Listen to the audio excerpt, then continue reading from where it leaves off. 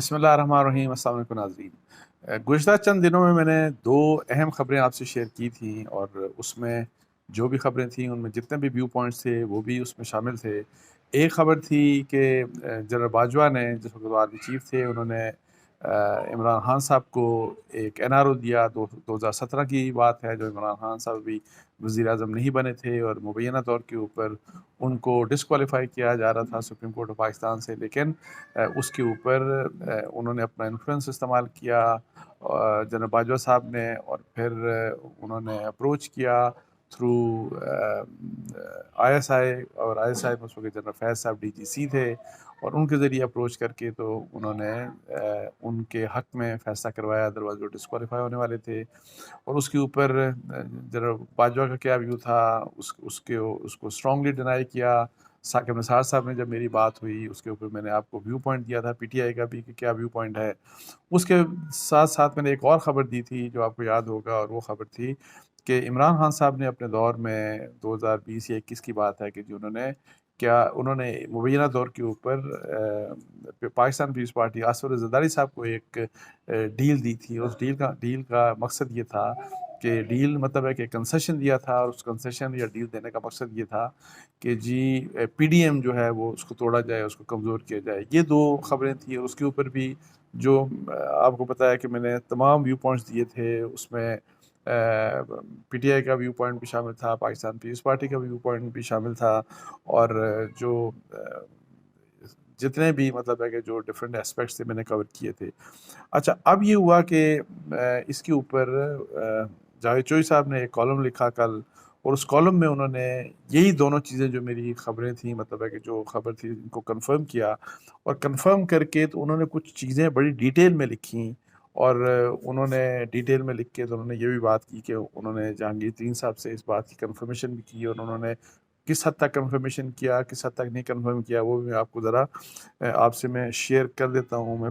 اور یہ انٹرسٹنگ مطلب ہے کہ اس میں انفارمیشن ہے، اس میں عمران خان صاحب کے بارے میں ظاہر ہے چونکہ یہ چیزیں ہیں، تو مجھے امید ہے کہ اس بارے میں عمران خان صاحب کو کوئی جواب دینا چاہیے، اس پہ پی ٹی آئی کو کوئی جواب دینا چاہیے، بیکاز این آر او کی بات وہ بھی کرتے رہے ہیں، تو اب ان کے متعلق جو این آر اوز ان کو دیے گئے، اب اس کے متعلق مطلب میڈیا کے اوپر باتیں آ رہی ہیں۔ اور یہ جو جاوید چوئی صاحب کی بات ہے کہ امپورٹنٹ کیوں ہے، اس لحاظ سے امپورٹنٹ اس لحاظ سے ہے کہ میں آپ کو بتاؤں کہ جنرل باجوہ سے ان کی حالیہ ایک ملاقات ہوئی، اس ملاقات کے متعلق انہوں نے ایک پہلے کالم لکھا، تو مجھے لگتا ایسے ہے کہ جو انہوں نے یہاں پہ انفارمیشن شیئر کی، اس میں ظاہر ہے آپ کو پتہ ہے کہ جب آپ کسی ملتے ہیں، فرض کریں ان کی شاید جب جنرل باجوہ سے ملاقات ہوگی، جو بہت سی چیزیں تو انہوں نے آن دا ریکڈ لکھ دی، لیکن کچھ چیزیں ایسی ہوتی ہیں کہ جو آپ آن دا ریکڈ نہیں لکھتے، آپ آف دا ریکڈ بات کرتے ہیں، اور آپ اس شخص کو مطلب ہے کہ اپنے سورس کو ڈسکلوز نہیں کرتے، اس کا نام لیے بغیر آپ مطلب ہے کہ وہ انفارمیشن دیتے ہیں۔ تو مجھے لگتا ہے ایسے ہے کہ یہ انفارمیشن جو ان سے شیئر کی گئی، شاید یہ انفارمیشن ان سے جنرل باجوہ نے شیئر کی ہوگی، یہ میرا اندازہ ہے۔ I may be right, I may be wrong, لیکن اینی ہاؤ انہوں نے کیا لکھا، انٹرسٹنگ چیز ہے، تو اس لیے میں سوچ رہا ہوں آپ کو تھوڑا سا میں پڑھ کے سنا دوں کہ کیا لکھا ہے جاوید چوئی صاحب نے۔ جاوید چوئی صاحب کہتے ہیں کہ کیا جنرل باجوہ نے اپنے دور میں کسی کو این آر او دیا؟ اس کا سیدھا سادہ جواب ہے جی ہاں، جنرل باجوہ نے 2 بار این آر او دیا۔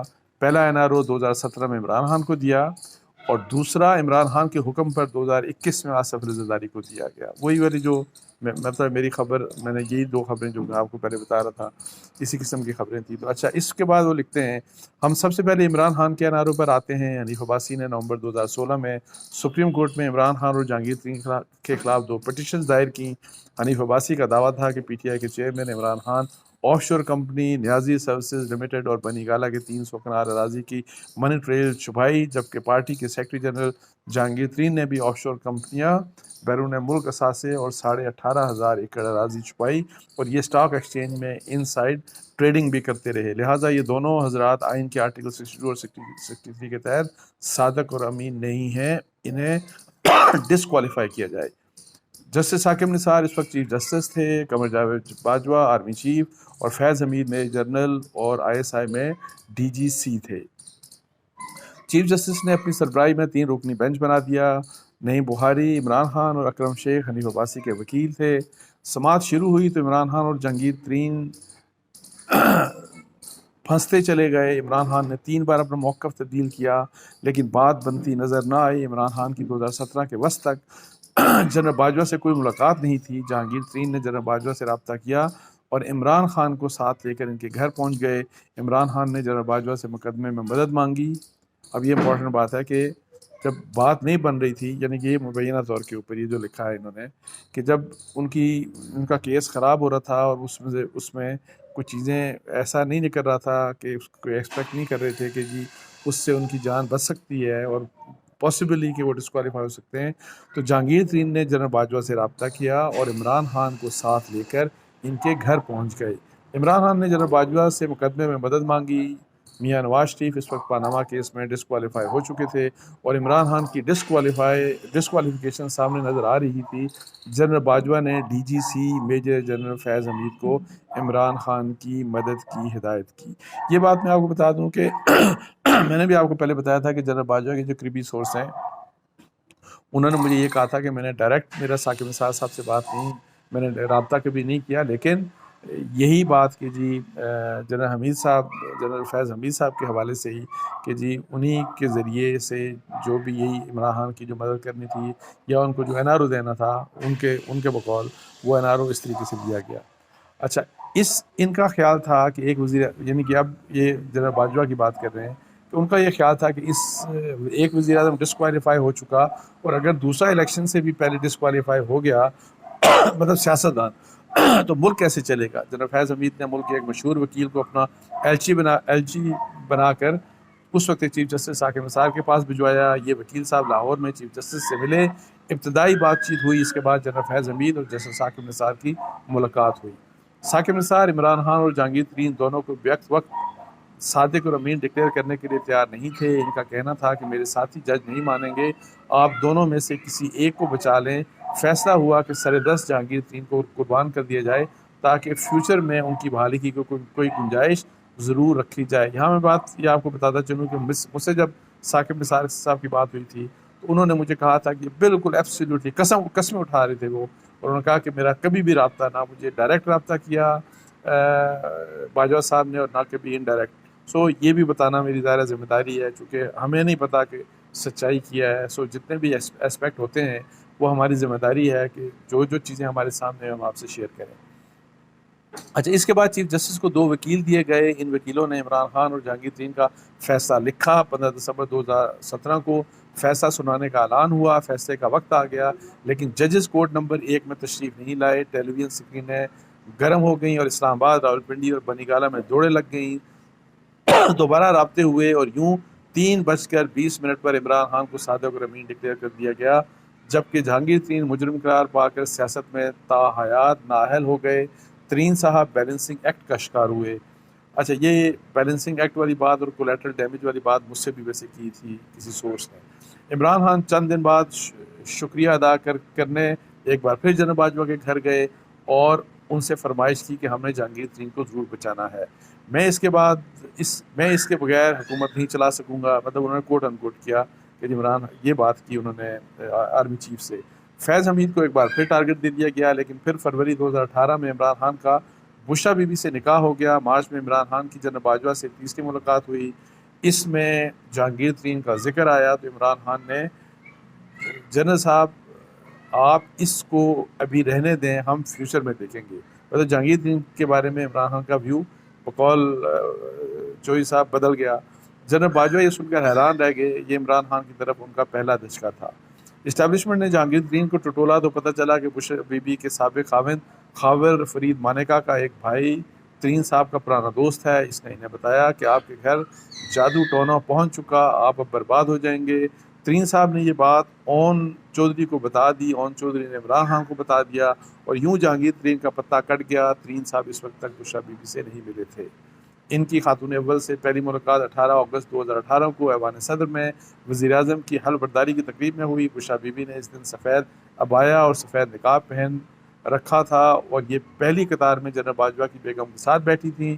وزیر اعظم حلف کے بعد فوری طور پر سٹیج سے اتر کر اپنی بیگم کے پاس آئے اور انہوں نے مبارکباد پیش کی۔ بشرا بی بی بعد ازاں جہانگیر ترین کے پاس گئی اور ان سے کہا کہ میں آج سفید لباس اس لیے پہن کر آئی ہوں تاکہ آپ کا شک دور کر سکوں۔ آپ کا شک دور کر سکوں کہ میں جادوگرنی نہیں ہوں۔ یہ سن کر جہانگیر ترین کو محسوس ہوا کہ میں آج سے عمران خان سے فارغ ہو چکا۔ یہ خدشہ سچ ثابت ہوا۔ آنے والے دنوں میں واقعی اون چودھری اور جہانگیر ترین دونوں فارغ ہو گئے۔ اسٹیبلشمنٹ نے عمران خان کے دور میں جب بھی جہانگیر ترین کو ریلیف دینے کی کوشش کی، خان صاحب نے انکار کیا۔ میں نے ان واقعات کی تصدیق کے لیے، اب یہ کہہ رہے ہیں جاوید چوئی صاحب کہ میں نے ان واقعات کی تصدیق کے لیے 25 دسمبر کو جہانگیر ترین سے رابطہ کیا۔ ترین صاحب نے ان تمام واقعات کی تصدیق کر دی، تاہم انہوں نے سر دست تاریخیں اور فیصلہ لکھنے اور جسٹس ثاقب نثار سے ملنے والے وکلاء کے ناموں کی تصدیق سے معذرت کر لی۔ عمران خان کے پہلے NRO کے نتیجے میں 2 سیاستدانوں کی سیاست تباہ ہو گئی، جہانگیر ترین اور حنیف عباسی۔ پھر انہوں نے حنیف عباسی کے بارے میں لکھا کہ ان کے ساتھ کیا کچھ ہوا، وہ مطلب ہے کہ آپ کو پتا ہے جو کیس بنا، پھر وہ جیل میں گئے، یہ سارا کچھ۔ تو پھر اس کے بعد جو ہے وہ دوسرے NRO کی بات کرتے ہیں کہ جناب باجوہ کا دوسرا NRO آصف علی زرداری اور ان کے مقدمات کو کراچی شفٹ کرنا تھا۔ اچھا، حکومت کے خلاف، اب وہ لکھتے ہیں کہ حکومت کے خلاف ستمبر 2020 میں PDM بنی، عمران خان اس سے خائف تھے، یہ PDM کو کمزور کرنا چاہتے تھے۔ وزیر اعظم ہاؤس میں میٹنگ ہوئی، جناب باجوہ اور جناب فیض بھی اس میٹنگ میں شامل تھے۔ عمران خان نے میٹنگ میں کہا کہ PDM چوروں کا ٹولہ ہے۔ میں نے جو اپنے ویلاگ میں یہ والی خبر کے بارے میں بتایا تھا، آپ کو میں نے بتایا تھا کہ ایک میٹنگ ہوئی تھی، اس میں ٹاپ یہی والے جو 2 لوگ تھے یہ بھی شامل تھے، پرائم منسٹر نے اس کو لیڈ کیا تھا، اور یہ اسی قسم کی بات تھی کہ جی، اور یہ کہ جی اس کو توڑا جائے اور اس طرح کی بات۔ لیکن اینی ہاؤ، چونکہ ہم کہہ رہے ہیں کہ جی جاوید چوئی صاحب نے کیا لکھا ہے، تو عمران خان صاحب نے میٹنگ میں کہا کہ PDM چوروں کا ٹولہ ہے، آپ اسے توڑ کیوں نہیں دیتے؟ جناب فیض حمید نے کہا اس کا ایک ہی حل ہے کہ ہم آصف علی زرداری کے کیس کو کراچی شفٹ کر دیں، یہ اگر اسلام آباد سے کراچی چلے جائیں تو PDM ختم ہو جائے گی۔ یہ میری انفارمیشن نہیں تھی، ویسے وہاں پہ یہ تھا کہ ہم کنسیشن دیں زرداری صاحب کو، اور اگر ہم زرداری صاحب کو کنسیشن دیں گے تو وہ سافن ہو جائیں گے اور پھر کمزور پڑ جائے گی اور وہ اس پالیسی سے دور ہو جائیں گے جو پالیسی PDM کی تھی۔ لیکن نہیں آؤ، پھر عمران خان نے فوری کہا کہ آپ یہ مقدمات کراچی شفٹ کر دیں، اور یوں آصف علی زرداری کو بھی NRO مل گیا، اور اس کے نتیجے میں پاکستان پیپلز پارٹی 13 اپریل 2021 کو PDM سے الگ ہو گئی۔ یہ تمام واقعات تاریخی ہیں، اور بدقسمتی سے ہماری تاریخ بہت بھیانک، اور ہم اس ملک کو چلانا چاہتے ہیں، اس طرح کی مطلب ہے کچھ آگے۔ اور پھر لکھا کہ جی تو پھر ہمیں اپنی غلطیوں کا اعتراف کرنا چاہیے، اس طرح کی بات ہے۔ لیکن نہیں آؤ، یہ وہ دو خبریں تھیں، 2 اہم سیاسی خبریں تھیں جو میں نے آپ سے شیئر کی، اور اس کے بعد اس کی یہ جو تفصیل جس قسم کی بیان کی انہوں نے جاوید چوئی صاحب نے، یہ بڑی امپورٹنٹ ہے۔ لیکن بات یہی ہے کہ اس ملک میں بہت سے تماشے ہوتے رہے، اور یہ بھی ایک بہت بڑا تماشا تھا، آپ دیکھ لیں کہ کس طریقے سے سارا کچھ ہوا۔ تو آئندہ ایسا کچھ نہ ہو، یہ ہمیں ایک ایفرٹ کرنی چاہیے۔ ہمیں بینگ پاکستانی، بے شک وہ فوج ہو، اسٹیبلشمنٹ ہو، وہ پولیٹیکل پارٹیز ہوں، حکومت ہو، پارلیمنٹ ہو، سیاستدان ہو، کہ یہ چیزیں ہم ریپیٹ نہ کریں، بیکاز یہ چیزیں وہ ہیں کہ جن کی وجہ سے ہم نے اپنا ملک تباہ کر دیا، تباہی کے دہانے پر پہنچا دیا۔ اور میری دعا ہے کہ اللہ تعالیٰ پاکستان کا فیوچر جو ہے، ہمارا فیوچر بہتر ہو، ہماری قسمت، اس ملک کے لوگوں کی قسمت بدلے، اور ہم ترقی کریں، ہم پوری دنیا میں ایک بہترین مسلمان قوم کی طرح ہم مطلب ہے کہ ایک اسٹیٹ کی طرح ہم ابھریں اور اوپر جائیں، بیکاز اس وقت جو حالات ہیں وہ بہت ہی مطلب ہے کہ مایوس کن ہے، اور اس کے بارے میں ظاہر ہے ہم سب کو سوچنا چاہیے اور دعا بھی کرنی چاہیے، اور اس کے لیے جو لوگ ذمہ دار ہیں ان کو سب کو مل بیٹھ کے تو ایک اسٹریٹجی ایوالو کرنا چاہیے کہ کس طریقے سے ہم اپنے ملک کی طرز حکمرانی کو بہتر کریں، یہاں پہ میرٹ ہو، یہاں پہ رول آف لا ہو، تاکہ یہاں پہ انصاف ہو، تاکہ ہم لوگوں کا ظاہر ہے کہ جو اس وقت تک جیسے ہم نے اپنا ملک چلایا اس طرح سے ملک آگے نہیں چل سکتا۔ ہمیں کانسٹیٹیوشنل رول کی طرف جانا پڑے گا، ہمیں رول آف لا کی ضرورت ہے، ہمیں انصاف دینا ہے اس ملک میں۔ تو یہ ساری چیزیں، اور یہ سب لوگوں کی ایک ایفرٹ سے، مطلب جو لوگ ذمہ دار ہیں، میرا یہ خیال ہے کہ جتنے بھی جو بھی اسٹیک ہولڈرز ہیں ان تمام کو مل بیٹھ کے ایک شعوری فیصلہ کر کے یہ کام کرنا پڑے گا، ادروائز ہم اس چیز سے نہیں نکل سکتے۔ تو اس کے ساتھ ہی مجھے اجازت دیجیے، جزاک اللہ، السلام علیکم۔